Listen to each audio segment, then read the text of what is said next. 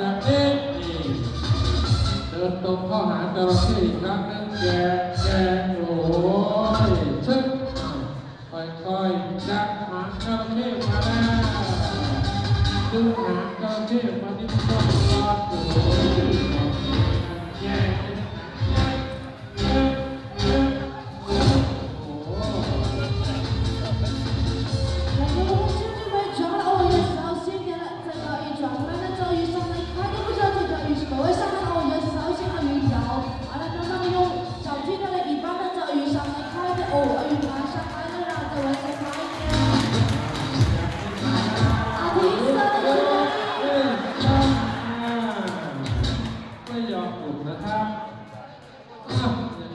เปลี่ยนตัวใหม่ครับเดินตรงเข้าหาจระเข้อีกครั้งนึง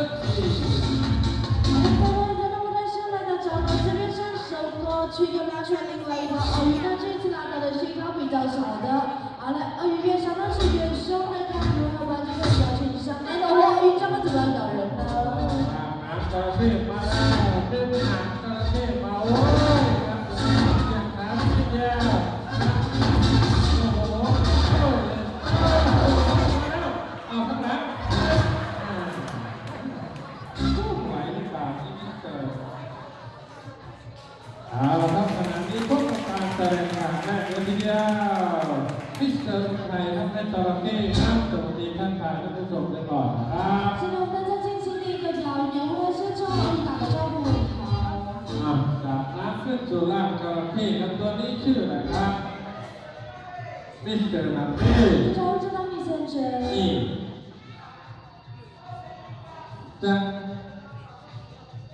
จ้า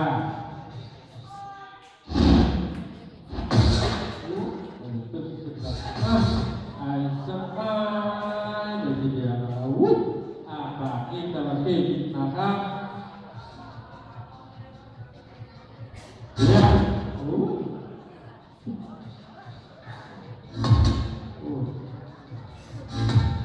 ไปครับ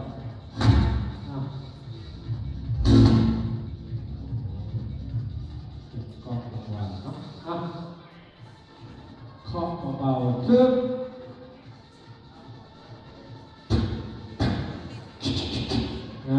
อยู่ไม่งับด้วย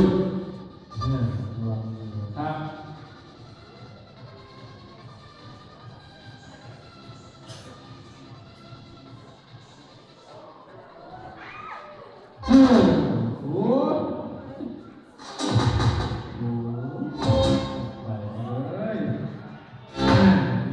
นี่โอเคครับนี่ทั้งหมด6 อยู่6ที่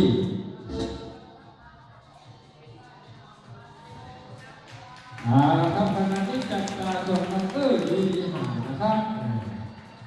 ขอ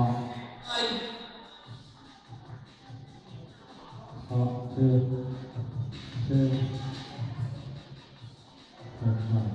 ดีชูตา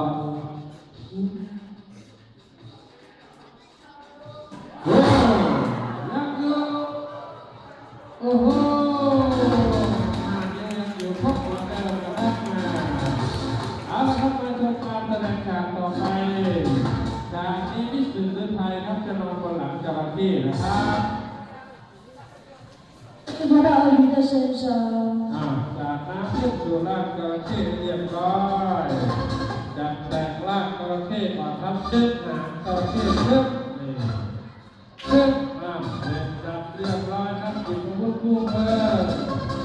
เข้าด้านหน้าจระเข้นะครับปากจระเข้พิษณุโอ้พันเดอร์เมา张开嘴这些动作很危险所以呢还想着想和鳄鱼进行沟通联络感情是因为这样子才能够合作โอเคมิสเตอร์ไทยสลิปปิ้งออนเดอะคัพพนายบอดี้ปากจระเข้พิษณุมองตามองขวา